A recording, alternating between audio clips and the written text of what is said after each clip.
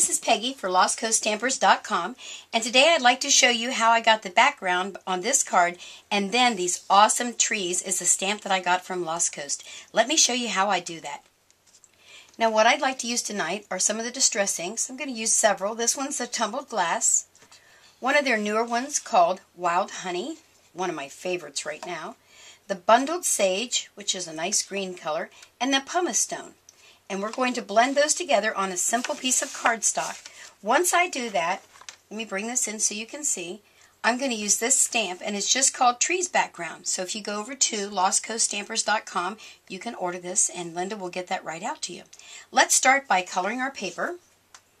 And I'm going to start out with using the Bundled Sage. Now the way you do this is you want to start off of the mat. I'm using a craft mat here. So ink it up a little bit, and I'm just going to come in and give it a little bit of green.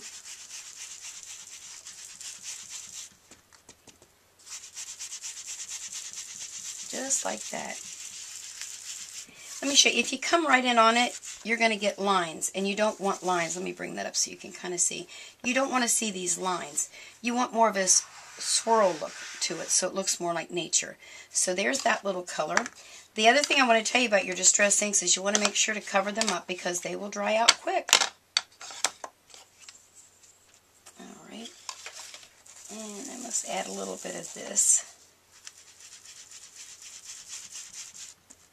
The other thing, when you're doing these kind of backgrounds with your inks, they're never going to turn out the same, so don't be discouraged if yours doesn't turn out exactly like mine. Now we'll use a little bit. This is my favorite one. And I want to try and do that right up the center, so it kind of looks like the sundown. And we'll just rub that in. There we go. Let me cover that one up. Let me go back and bring the green up a little bit higher because I think my trees are going to be a little bit higher. So let's put a little more green right there. And I think I need a little more green over here. That was kind of dangerous to come right in on the middle of that. Let's go back the other direction. Hopefully my tree stamp will cover that. Now my second most favorite color in these distress inks is this tumbled glass. I just love this color. Let me pull my little foam thing off there. Well, looks like I have got a broken one. That really bums me out. So we'll just put it on this one. Alright, here we go. And we'll get us some nice blue in there. And again, we're going to come in on the side.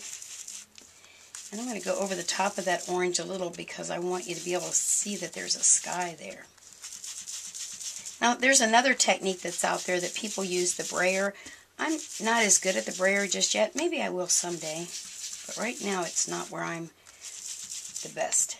There we go. I think I'm liking that.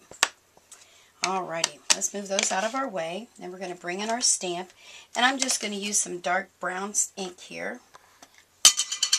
Oh my. And just really stamp it out. Now I'm using this stamp applicator. It's by Fiskars. I really like this one a lot when I'm using rubber stamps because I can see right where I am. And I can position my stamp right where I want it. I don't know if you can see how cool that is, just inked up. This is one of my all-time favorite stamps that she does. A lot of ink on there. And the other thing I use is a stamp pad. That'll give me some good cushioning there. And then we're going to line her up. Line it up very carefully. And then I just press all the way around. Now these little foam things on the corners here, I don't know if you can see those very well now that I've got it pressed down, but that takes it down evenly. And when those wear out, you just buy replacement little foamy things that they have out there. Well, let's see how we did. Ooh, look at that. Isn't that beautiful? And that's how you do it. Now, it's a little wet still, so I would have to heat dry it. You could do a lot of really cool things here on this one. Let me bring back my sample.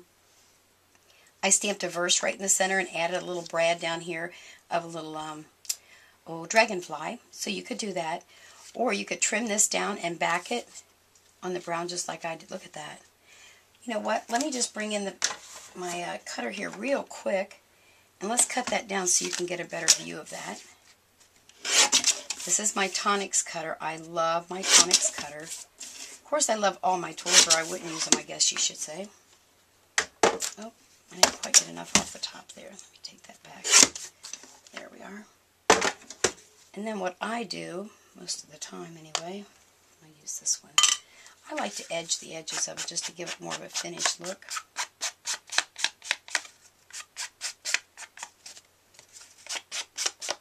Now over at Lost Coast, she also has some verses, little sayings and things that you could put in there. Let me turn it this way so you can see. Isn't that just beautiful? Just by using a few simple inks in the back and then that awesome stamp called Trees. Make sure to stop over at lostcoaststampers.com and check out all her awesome stamps. They're quite unique. You'll see what I mean. Have a great day. Bye.